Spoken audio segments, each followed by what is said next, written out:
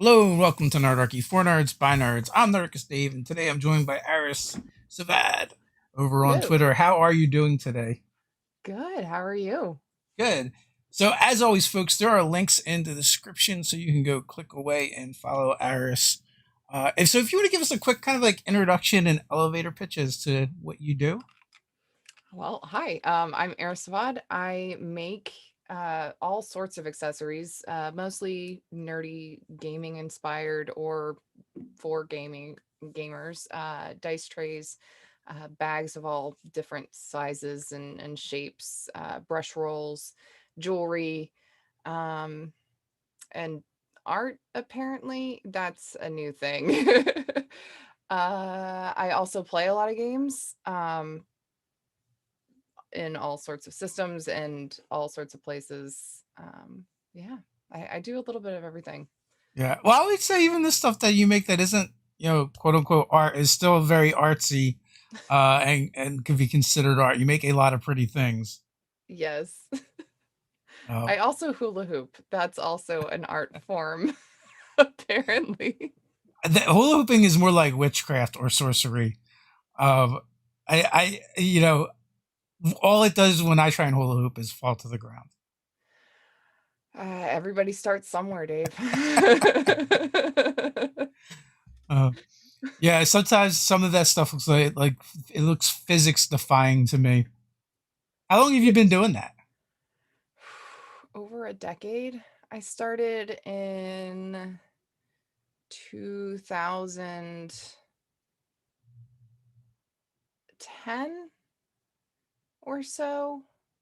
My husband and I were at a college party, and there were a bunch of fire performers there, and someone had a hula hoop that had spikes coming out of it with balls of Kevlar on the ends, and they lit them on fire and were spinning it. And I was like, I want to do that. Yeah, Um, so I haven't gotten up to fire spinning yet because it has taken me over a decade to get this far. I am not a naturally graceful person. It just kind of it's taken a lot of practice and patience to eventually I'll introduce fire, but I like my hair. yeah. I like I like fire, but I'm also flammable, so there's that. Yes, I realize I'm flammable. I've met a couple of fire eaters over the years, and that stuff is really cool. But it's definitely something I've looked at and seen and enjoyed watching, but had no desire to do. It's not for everyone. Yeah. You got to be very brave. I tell you what.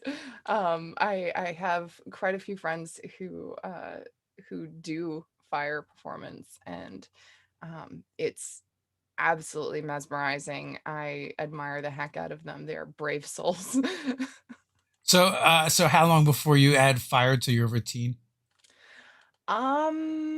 Probably when I have good safety in plan in mind, because there when one does start introducing fire to performance, you want to have someone there to, if you are on fire, help put you out. Yeah, um that seems like a given. yeah, so a lot of the times when I do hoop, I am alone. I want to make sure that there's someone there who knows what to do and how to do it properly so that we can keep safe, because safety first, y'all. um yeah, so Or move i to i Florida and you can become a Florida woman. I could. And you two will be a story at some point. I mean, There's the couple clips that I've seen of you hula hooping have been pretty impressive. Thank you. I've definitely spent a lot of time working on it. That's been a lot. I've injured myself a lot too. How how did you get started with crafting? Well, whew, I started sewing when I was about 3 because my grandma sewed and my mom sewed. So it was just kind of one of those things that the women in my family pass on to each other. Um, So I picked it up then, and I never really had my own sewing machine until I became an adult. And I started thinking about, well, I have a garment that I want to recreate. I went to Joann's and picked out fabric and started working on the garment. Uh, Met a really cool chick, started talking about Dungeons and Dragons, and the next thing I knew, I was invited to a game. And then eventually I'm going to finish that garment, but I needed a dice tray. I needed a dice tray and I needed a dice bag, and so I made one with the fabric that I had, and the rest is kind of history.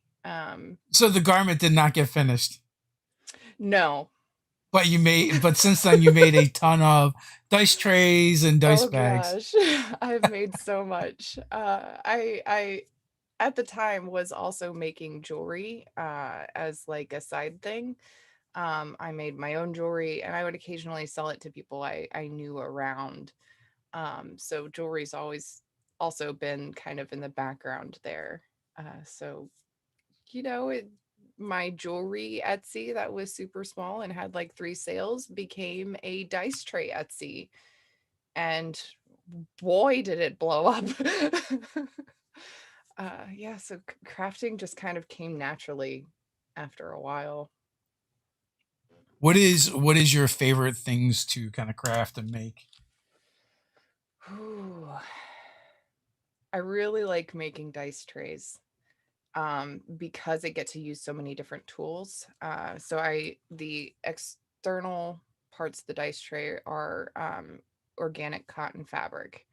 Um, the inside is a corrugated plastic, so I get to use all the tools to get the plastic into the right size, because they start off as these giant sheets that are like about 3 feet tall and like 7 or 8 feet long. And I take them down to this. So I get to use different tools to do that, and the process from start to finish, I'm using so many different things, and I get to play with all my different toys. I get to Are you utilize. doing any or plan to do any D20 jewelry? Ooh, I would love to.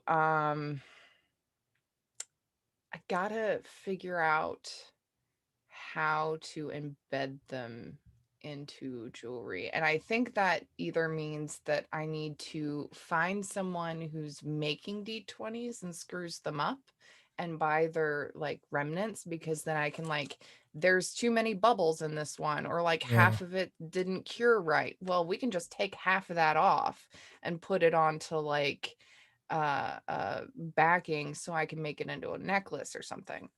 um I That's brewing. It's Yeah. been brewing, Oh, but I gotta figure out the best way to do it, because I definitely, with my jewelry style, go towards, I want it to look like some sort of eldritch or fey creature gave it to you as a protective item.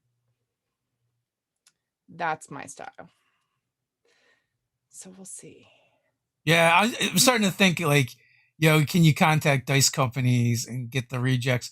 But I feel like most dice companies don't actually make their dice; they use a manufacturer someplace. So, Yeah, so it might be that's tough.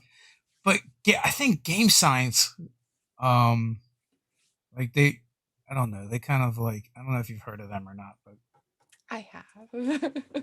I actually I got my husband some game science dice because they were really, really sharp. yeah. So they sell rejects. Ooh. I don't know if they're how they're priced, but I just remember seeing them where like that whatever dice that they just deemed weren't precision enough, they sell probably at a discount or whatever. It should be a Mm. discount if your thing is precision dice and you're saying these are the ones that are not precise. I don't know. Yeah, I'm sure they would have a discount. Yeah, Um, so that might be something to look into. that's Um, actually that's been one of the things that I've been thinking about, because there's so many handmade dice makers out there. yeah. And when you're hand pouring dice, like, things happen. When you're Yeah. hand making anything, then things happen. So that would be a good way for me to collaborate with some of my favorite dice makers. Oh yeah, that would work. I was thinking it's like just find out where they're manufactured in China. Maybe they'll sell you their rejects for pennies. You know what? I don't I try my hardest to buy as locally as possible, and like reuse and use up my scraps as much as possible. Yeah. So going through and asking people for their scraps too, like, can I buy your scraps? Yes, you can't sell this as a dice, but you can sell it to me as a part of a pendant. Yeah. Recycling at the highest level, at the best level. Well, waste not, want not. Yeah, no, that's a great idea. Hopefully you'll Right. be able to pull that off. Yay. Um, so Brian wants to know, I'm curious if there are any jewelry ideas that are impossible in real life that D&D character could rock. Well, yeah. Oh, clearly, yeah, clearly we totally. have magic in D&D, so physics Oh is not a man. thing. Uh One thing that I've always wanted to make, and I made something kind of similar to it, is a locket with a painting inside of it that changes every time you open it. Hmm. Um, and if you could make that as like a charm or something like that, like almost like a little wild magic surge in a locket. You open it and it'll have a random painting and whatever, I guess, roll on a D100 for your magic surge, and it'll show up as a cute little painting in the locket. That's what I would like. Nice. Weird So, answer, I'm sure, but so since the beginning of the end times, have you been gaming more or less or the same? Ooh. um Slightly less, because we usually have my husband and I have a group of friends in town. And we would normally every Saturday night, I reserve all of my Saturdays, even now, all of Yeah. my Saturdays are reserved for our home game. But, we're not getting together. Yeah. And our group didn't translate very well to the computer, which is perfectly okay. Some groups just don't work well over the internet. It's perfectly fine. We're still friends. um, but Oh, you didn't unfriend them for not being savvy with the internet? well, you hmm, uh, Yeah. yeah, so we haven't been playing, but hopefully soon. We're almost all vaccinated. So hopefully soon we'll be able to reestablish that bubble, because it's just one other household with three people in it. So we're gonna hope hope that nothing goes wrong between now and then. Yeah. And yeah. Yeah, hopefully you'll be able to game in person again soon. I know we were talking a little bit before we got started, and like, we've been kind of like sifting through our gaming groups that are in person groups, figuring out, who's vaccinated, who's not, who has their 2 weeks, and like we're getting really close to actually playing in person. And that Yay. means Ted actually probably very soon will start filming in person again. So Yay. it'll be weird to have to look at Ted and smell him in person. He doesn't smell that bad. No, Ted's fine. No. Uh, but yeah, yeah, it is going to be weird, like interacting with someone you don't live with that isn't in a mask. Yeah. I Yeah, it's gonna be weird. It's gonna be weird to be outside of my house, because Yeah, I work here. I live here. This is my studio. This is my office. My playroom is the room just over there. It's gonna. I have been basically going out of the house to pick up and drop off my kid from their dad's house when needed, and to go drop things in the mailbox that need to go out for shipments. yeah, Other than that, I haven't left the house in a year. yeah. So it's I'm going to pretty be much the weird to same. be outside for longer than a few moments. My family gets weirded out when because we have like a family app or whatever that tells us where everybody is. They get weirded out when they see that I've moved because it's been like months. Yeah. So our buddy James wants to know what is the coolest piece that Aras has ever crafted. Ooh, okay. You know what? I actually have this one. I have this. Where'd it go? It's so cool. I am not letting it go. This is a two of a kind thing. The only other person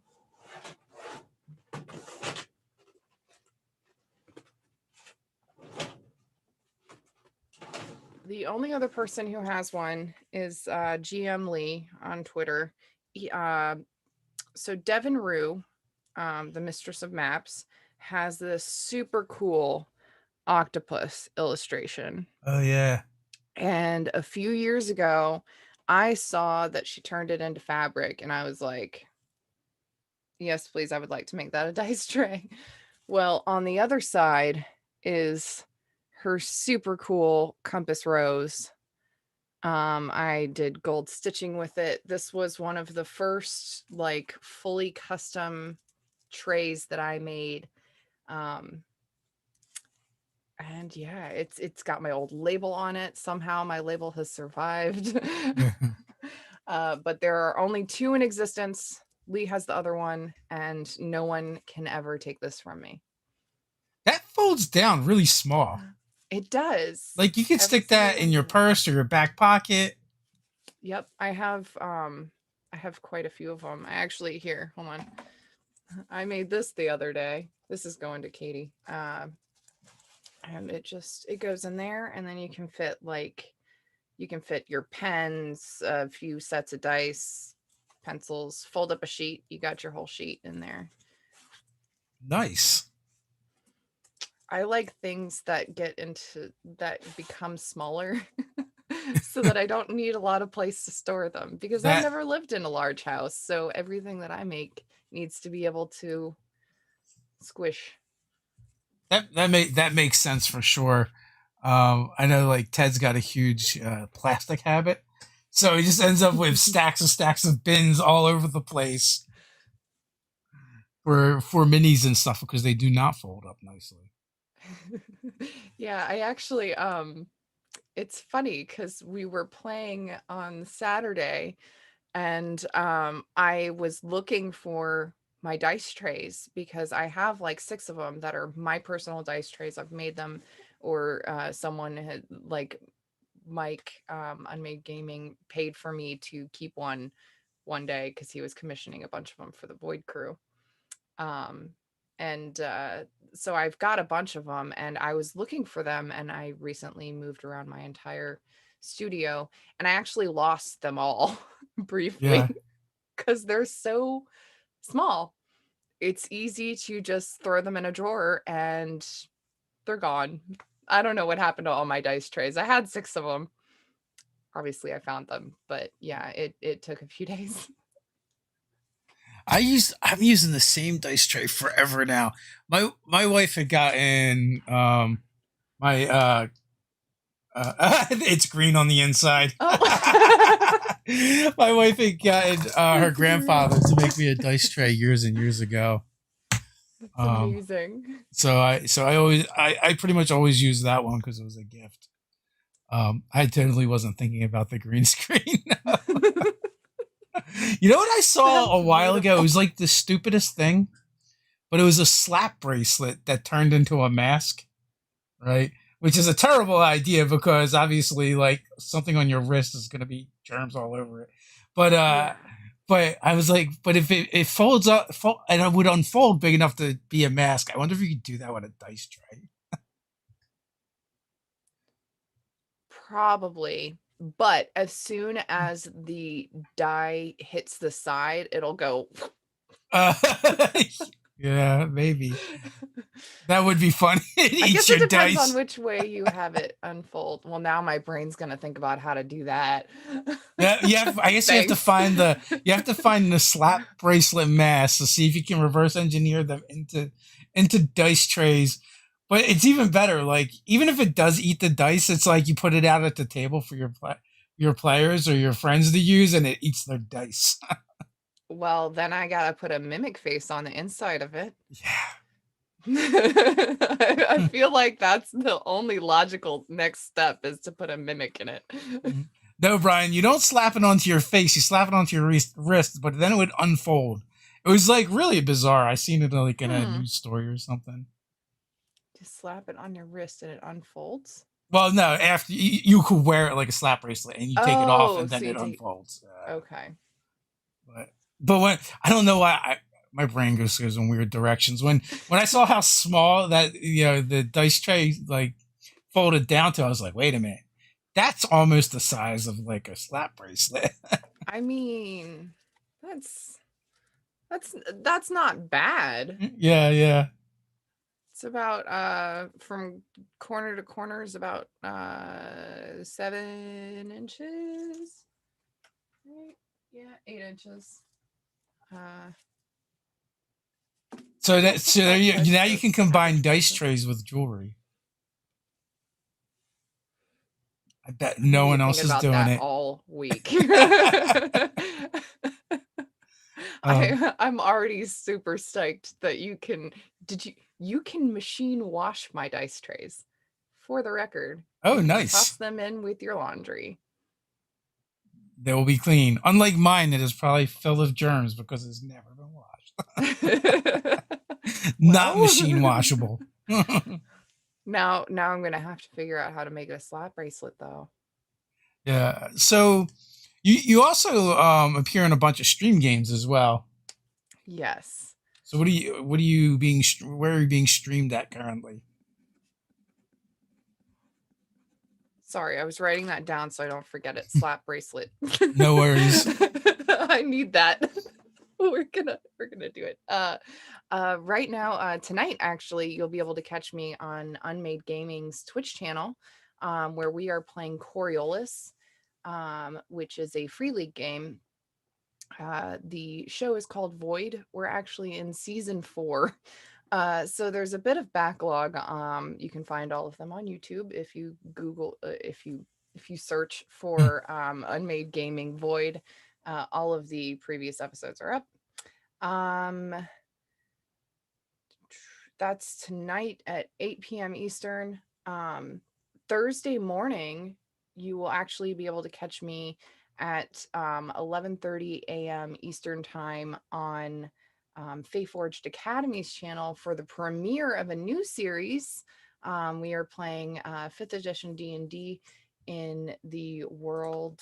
It's a homebrew world of Avastria, set in the same world as the Faeforged Academy podcast.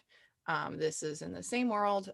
We're going up into the skies above everyone else to play pirates. I'm really excited. What is there not to like about airships and pirates? You got me, because there's some magic going on. Yeah. We've got a really great crew. Yeah, we're gonna be playing some sky pirates. And then eventually on a Friday, we will be finishing up a very, very serious Starfinder game on Nomadics channel called Ursa Majors. It's so serious, there's a pun counter. Very serious. A pun count? Is that like a Doom counter? Kind of. Only when it counts like one too many puns, and that's it. Everything every implodes. bear pun gets counted. I think we're somewhere around 50. I want to say 52 or 53 puns. We've had 3 episodes. Oh my Very serious. Well, it's funny because every time you mention it, you're like, and it's a very serious Starfinder game. And I did not realize you were being facetious. Totally got me there. Yep, It's an interesting game. That was actually the brainchild of the morning show that I do on Monday, Wednesdays, and Fridays, which is just a morning talk show on Nomadic's channel. It's me, Nomadic, and Wally132, who is a wonderful, wonderful bean. We essentially just have our morning coffee at 9 a.m. Eastern time for about 2 hours, talk about literally whatever pops up, and interact with chat. One day, someone said that they wanted to play Starfinder as uplifted bears, and we were like, yeah, let's do that. So we turned it into a 4-part series. So you're all playing bears, We are all playing uplifted bears. and by uplifted, you mean, does it just mean like sentient or awakened or whatever? Essentially, yeah. Starfinder is it's a Pathfinder sibling, Yeah. where you go into space. The book apparently is there's an entire book that's a hefty book on its own that's just species that you can get, and they have so many different options, but there was an uplifted bear in there, so of course Oh, nice.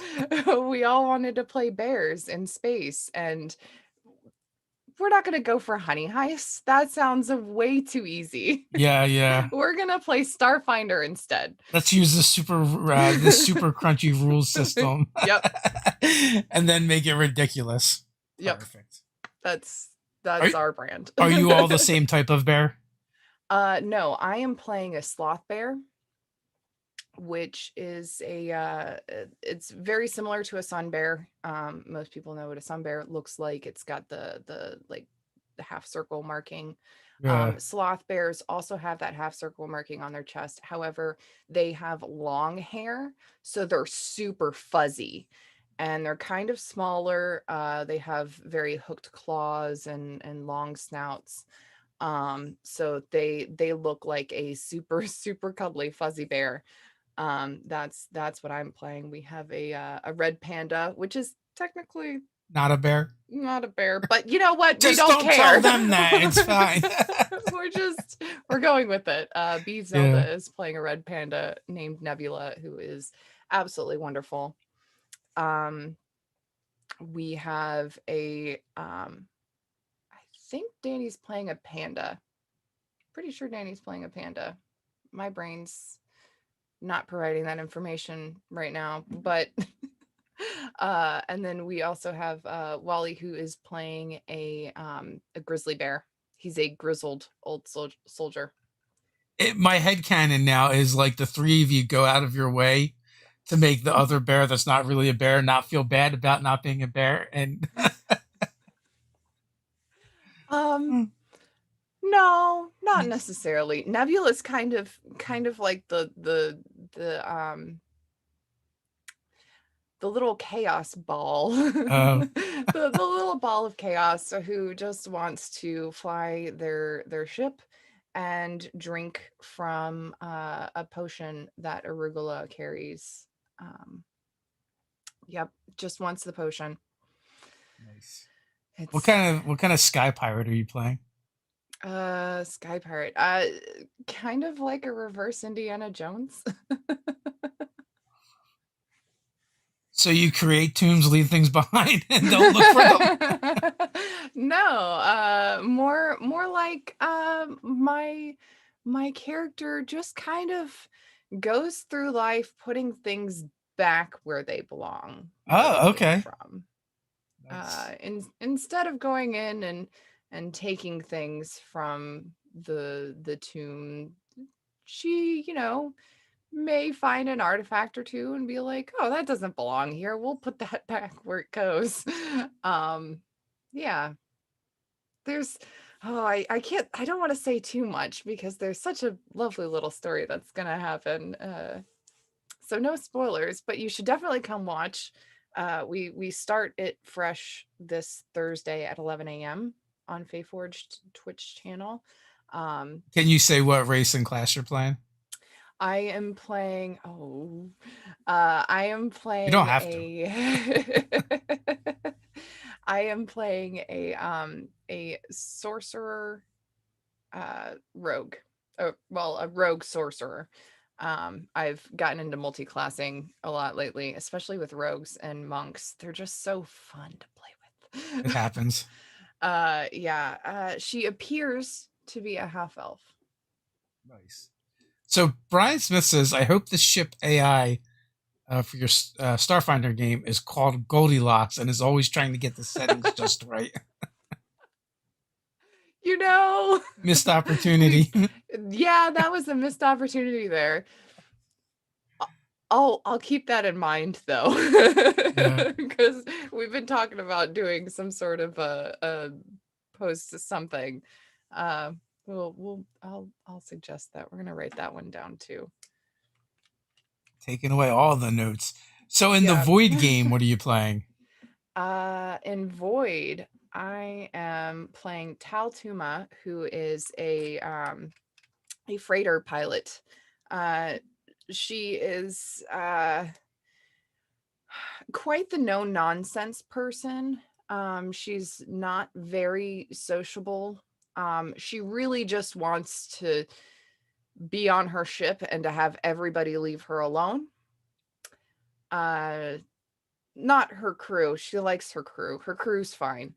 Um, but everybody else in the Third Horizon can just kind of go kick some rocks somewhere.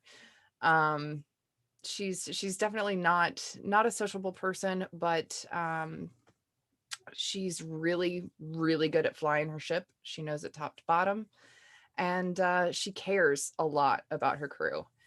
Um, right now, spoilers, we're going to try to steal her ship back, to be Nice. honest. So I get to steal my own ship tonight. I'm really excited about this. It's going to be great. Yeah, when you mentioned the space, or not the space, the airship pirates game, oh, Mhm. I'm really digging that. One of my favorite encounter that we had put out for out of box encounters was called Aces High, and they're goblin bandits uh, they're called the Screaming Banshees, and they ride giant bats. And it's kind of the encounter is set to be specifically for like an airship encounter, and they also have grenados have timers that they drop. So Oh my gosh, what that's amazing. yeah, it is by far one of my favorites. And like when we were selecting the art for the Kickstarter, that was definitely one of the first ones we had made, just because well, I was doing the art directing and it was my favorite. So Well, I and mean, also we do love like doing different like weird monster combinations. yeah, that's great though. Like Yeah. start I don't know, mixing it up a little bit. You got something flying? Well, pick something that's not a giant eagle. How many giant eagles do you see? A lot. What about I don't know, make them griffins. Yeah, we did a different combination before. We did goblins and giant wasps, and then Ooh, that's a good one. have the goblins like use the wasp poison and stuff like that. So you know, Fey creatures ride on giant butterflies or dragonflies. yeah, that would definitely work. Do we have a giant? Do we have a giant dragonfly in D&D yet? If not, we need one. Yeah, dragonflies are those things are no joke. Yeah, well, Oof. I think they're harmless though. Like I grew up across from a lake, so we used to see them all the time. They look scary though. Well, I mean, if you get bit by one, it hurts. It's not gonna I mean, it just hurts though. It's not going to necessarily hurt you, um, as far as I know. But Well, yeah, they should definitely have dragonflies. the greenhead flies they're terrible. Like growing up across from a lake and around the woods and stuff, we deal with those things all the time. But Oh, I those don't think flies are the I mean, worst. obviously, like Yeah, my grandfather, rest his soul, would always say when I was like, "Does that bite?" He goes, "Well, if it's got teeth, it can bite, or if it's got a mouth, it can bite." I But mean, it can. Most things in nature won't necessarily bite though unless you provoke it or it yeah. feels the need to. Uh, maybe So, it's hungry or whatever. do you GM at all, or are you always a player? I don't like GMing. Nothing I wrong with that. yeah, it's it feels like a little too much pressure. Just because I have so many characters rolling around in my head at once that I need to be able to focus specifically on one, or else I'll lose them. Yeah, I mean that is tough. Like, I'm always really impressed with any like GMs that do a lot of voicing and voice work. I'm like, I struggle to keep the voice of one character straight, and usually they start bleeding into each other just as a player, let alone a GM. Yeah, especially if you have a character a table that are all doing different voices.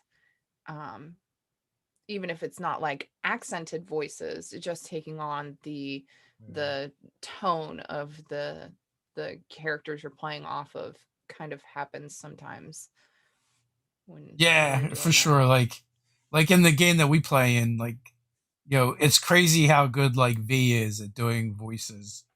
Where she's like she's done voices of a different character in the voice of a character, and again, much like hula hooping, I think it's witchcraft. Yeah, Scylla doing Strahd was whew, that was probably one of the highlights of my D&D playing is listening to V do Scylla doing Strahd voice. Yeah, especially the contrast because Scylla is kind of this like cutesy, really silly voice, and Strahd is this dark and serious. Yes. So For good. sure. Do you have a preferred genre? Hmm. No, not really. I like doing a little bit of everything. I think um playing on the different tables and the feeling around each table is one of the things that I like to do. I'm a very like improv person. Um like our Curse of Strahd game on Saturdays, it's supposed to technically be a dark game, but we ended up Yeah, making it like Scooby-Doo. So, of course I brought Cameron who's just silly and it like she brings like the lightheartedness to that feeling, but it's still a very dark, like that's still a very dark game. yeah, Like we are looking at some screwed up stuff. Um and the Saturday night game that's on hold is also a bit more of a serious game. And in that game, I'm playing an angry character. The character is just angry all the time. She's a druid barbarian who with a chip on her head because everything's above her head because she's also 2 feet tall. I have a thing with short characters. That's my type. I like them short. what, Um I'll leave that alone. No, what is the race for that character, for the druid barbarian? Uh, she's a gnome. Okay. She's a gnome barbarian, druid barbarian, which she started off as a pretty savage druid, and which led naturally into the barbarian. We were like, okay, well, we're just going to play on this anger that she has, and that story's been a completely different story where I'm telling a very angry person's story as opposed to Tamara, who is in this angry place, but she's happy. She's perfectly fine.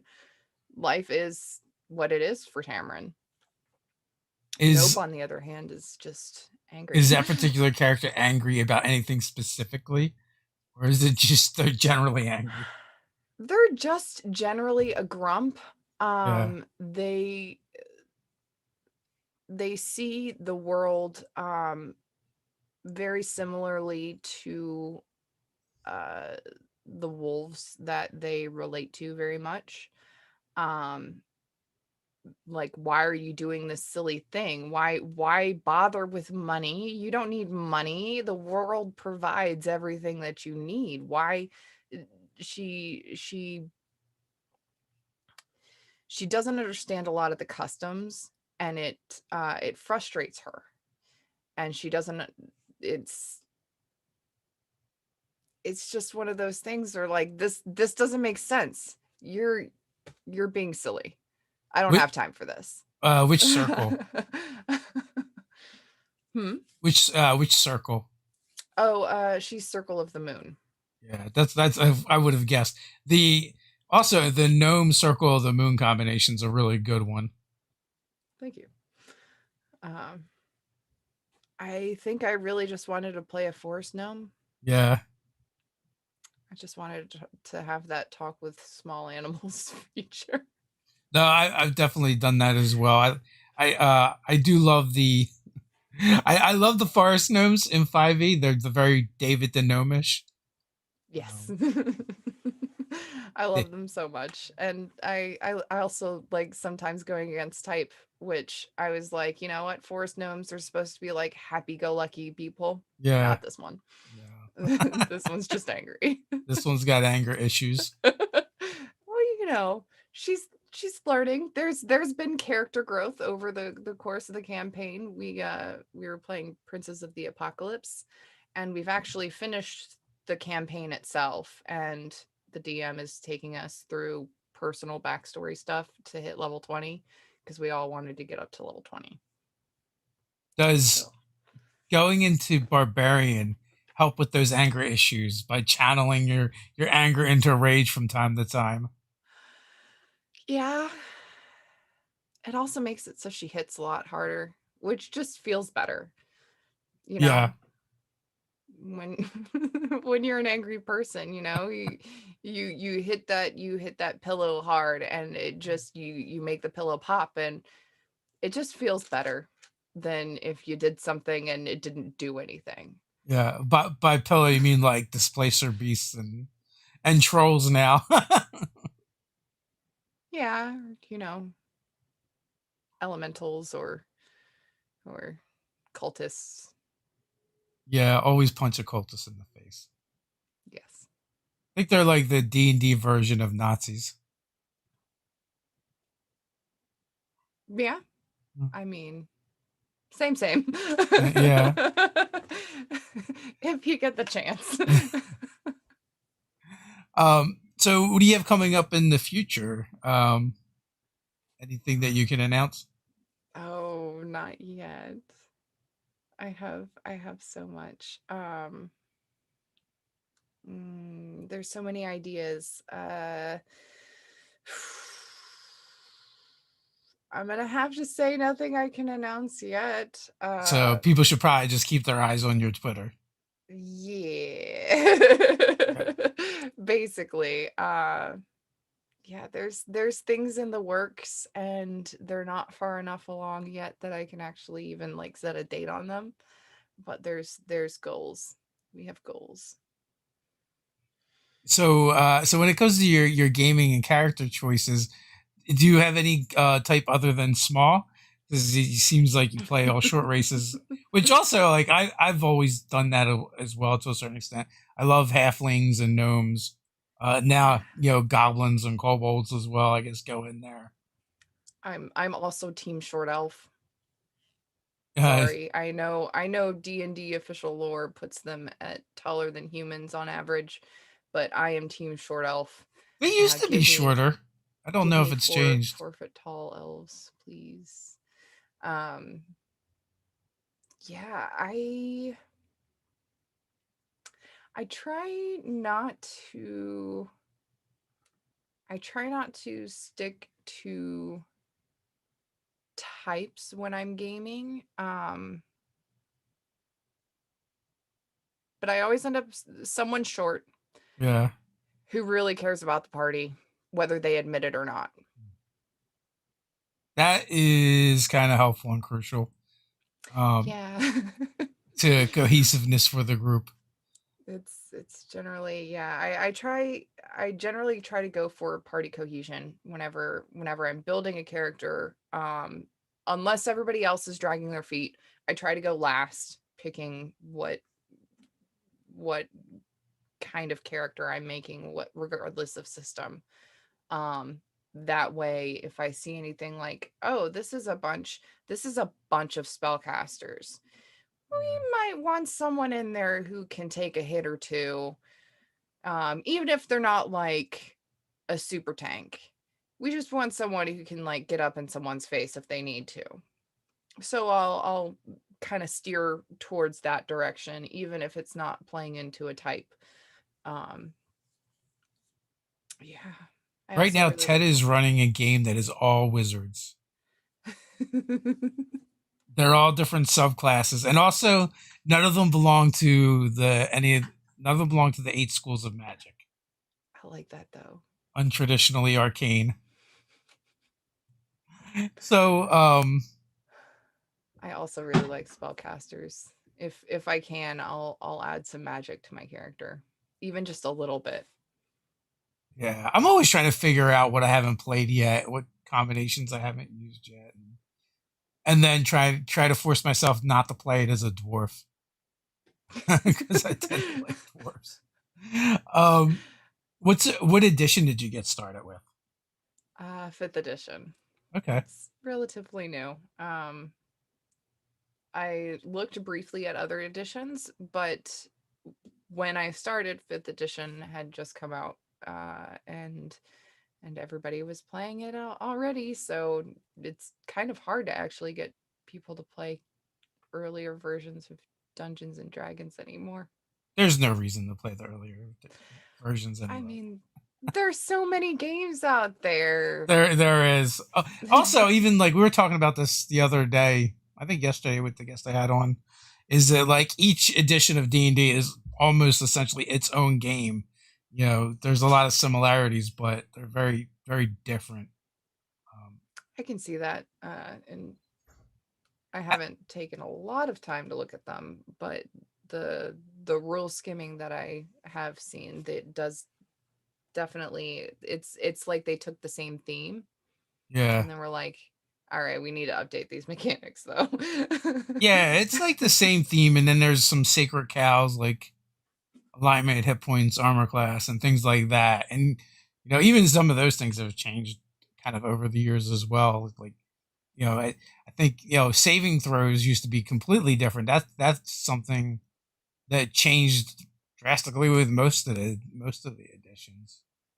So I don't know. I like 5e because it has all the things that I feel like the other editions did right in it, and That's fair.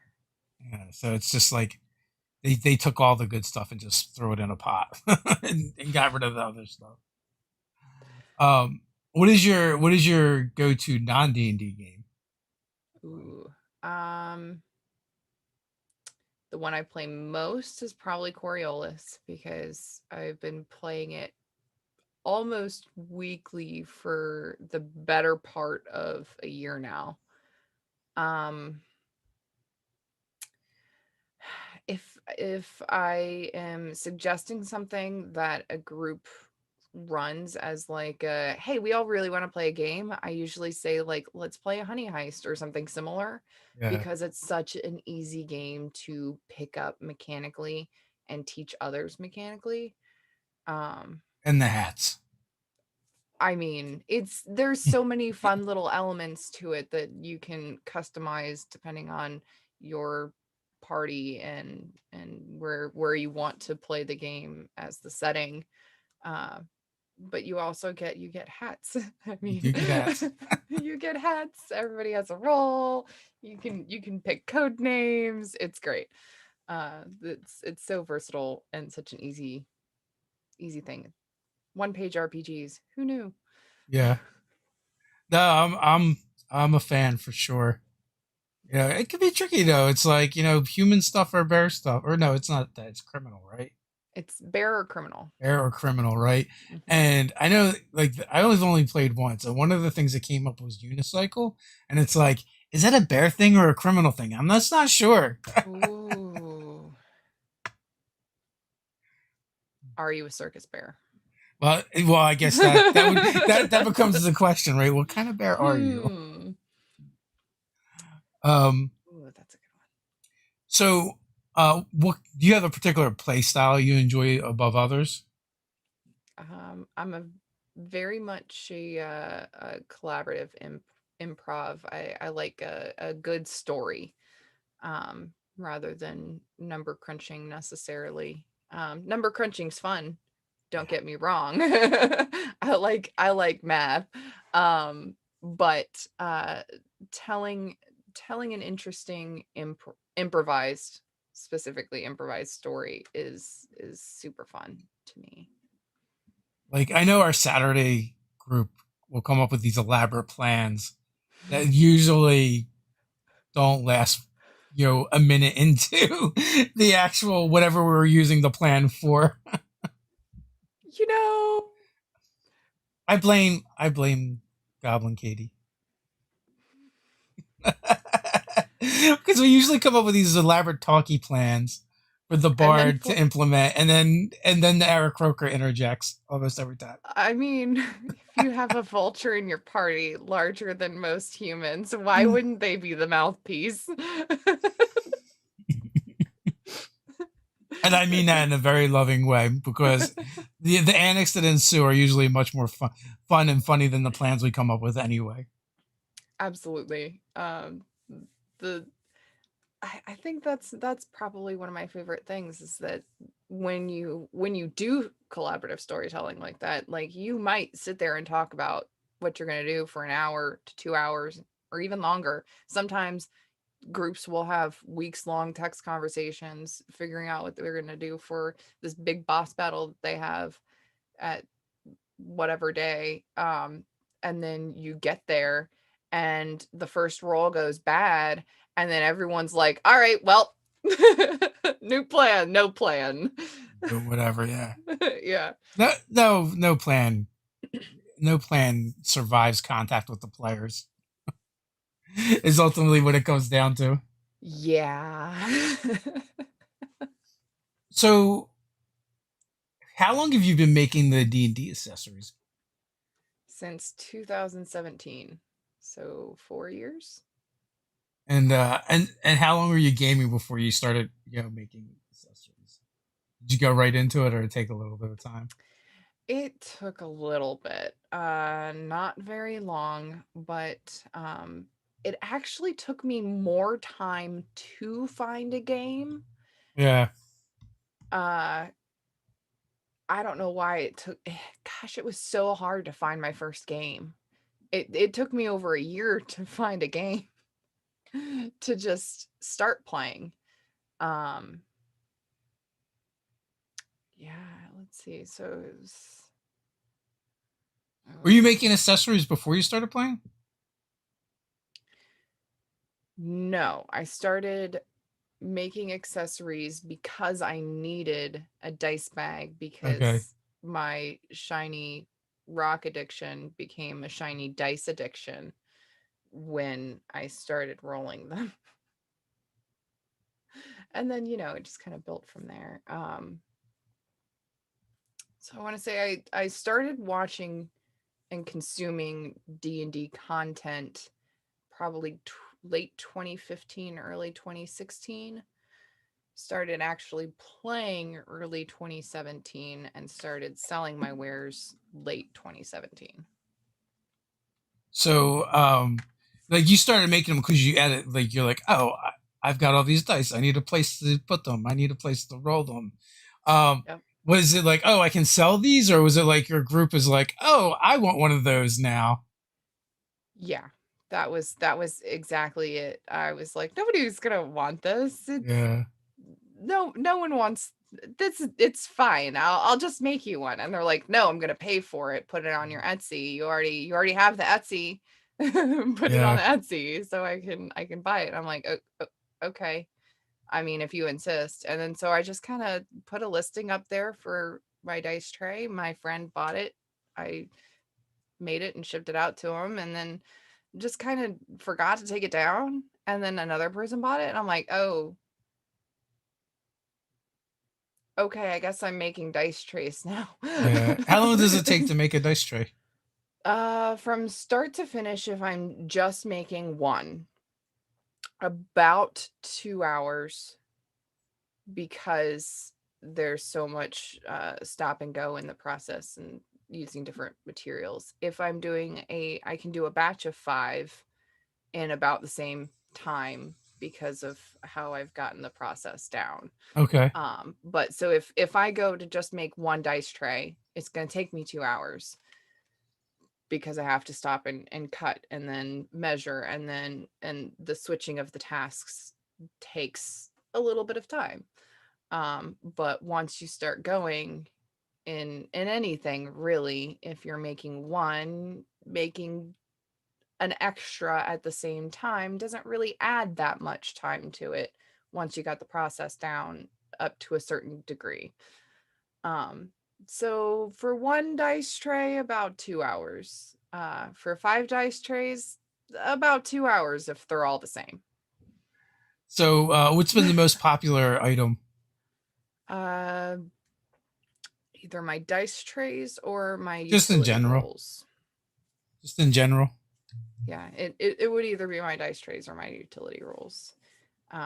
Dice trays because that's the thing that I push the most. Okay. And they're really extremely handy. There are people who buy multiple dice trays at once because they match different characters, or they give them out as gifts to friends and stuff.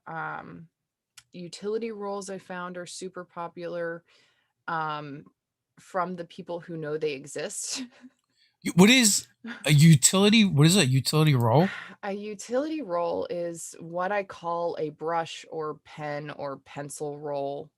Um, it's generally got I want to say it's 10 pockets, Hmm.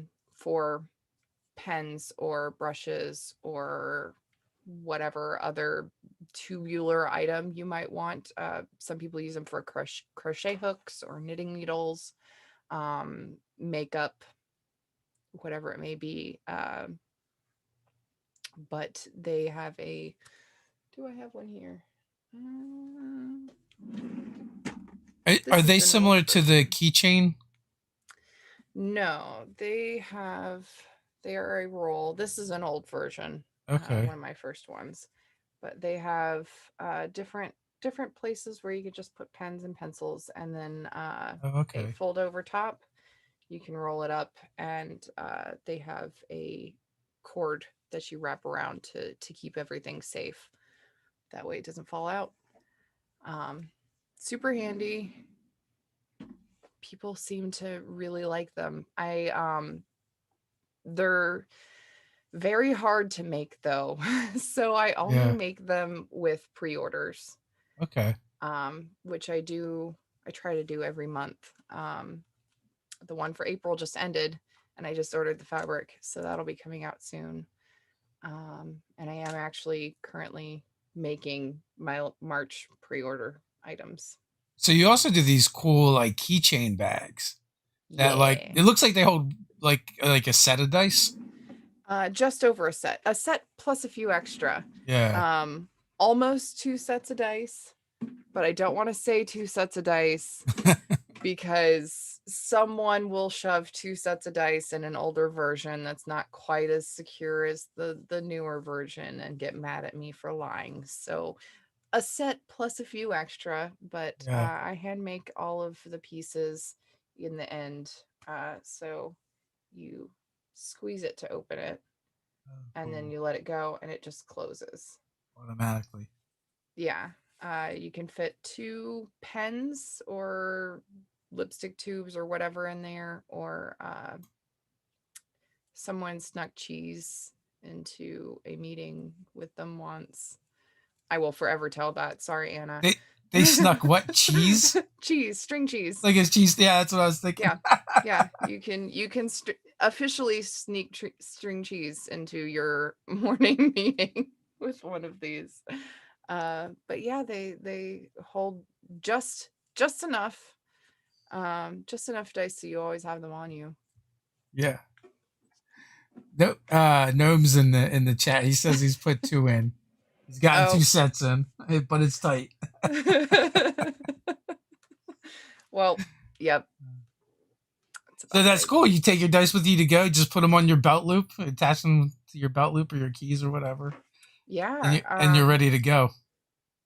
Definitely. And I mean, my mother-in-law actually has one that she keeps chapstick in, and she just clips it to the top of her purse so she doesn't lose her chapstick in the bottom of her purse.